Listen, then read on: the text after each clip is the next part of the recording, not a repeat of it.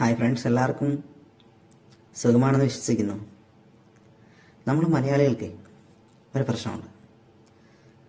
ഇന്ത്യയിൽ ഏറ്റവും കൂടുതൽ സാക്ഷരത ഉള്ളവർ നമ്മളാണെന്ന് പറയുമെങ്കിലും നമ്മളെ പറ്റിക്കാൻ വളരെ എളുപ്പമാണ്. അതിനിപ്പോൾ ഏറ്റവും വലിയ ഉദാഹരണമാണ് നമ്മുടെ റിപ്പോർട്ടർ ചാനലിൻ്റെ MD മിസ്റ്റർ ആൻഡോ അഗസ്റ്റിൻ വഴി ചെയ്ത നമ്മുടെ മെസ്സിയെ കൊണ്ടുവരൽ യജ്ഞം.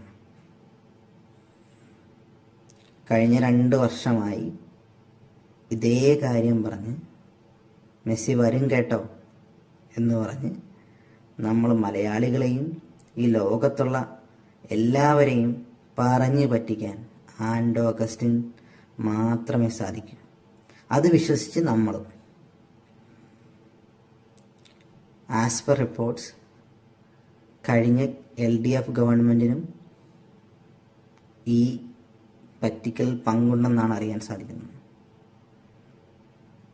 കാരണം ഈ ആൻഡോ അഗസ്റ്റിൻ തന്നെയാണ് ഒരു പുതിയൊരു കമ്പനി രജിസ്റ്റർ ചെയ്ത്, അതായത് അവരുടെ റിപ്പോർട്ടർ ചാനലിൻ്റെ അഡ്രസ്സിലുള്ളൊരു കമ്പനി, വെറും 1 ലക്ഷം രൂപ ക്യാപിറ്റലായിട്ടുള്ളൊരു കമ്പനി രജിസ്റ്റർ ചെയ്ത് ടെൻഡർ ഇല്ലാതെ ഈ മെസ്സിയെ കൊണ്ടുവരാൻ ഉള്ള യജ്ഞം കരസ്ഥമാക്കിയത്.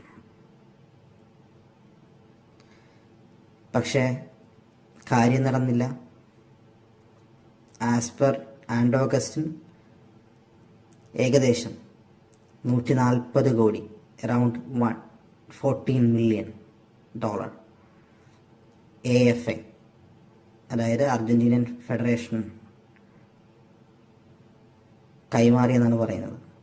അതിന് യാതൊരു രേഖയുമില്ല. ഇപ്പോൾ UDF ഗവൺമെൻറ് ഓൾറെഡി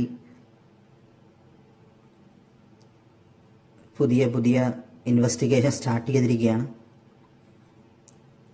ഇങ്ങനെയാണെങ്കിൽ ആൻഡോ അഗസ്റ്റിൻ പഴയ കായിക മന്ത്രി, അതുപോലെ തന്നെ LDF ഗവൺമെൻറ്റിലെ ബാക്കിയുള്ള ബ്യൂറോക്രാറ്റ്സ് ഇതിനുത്തരം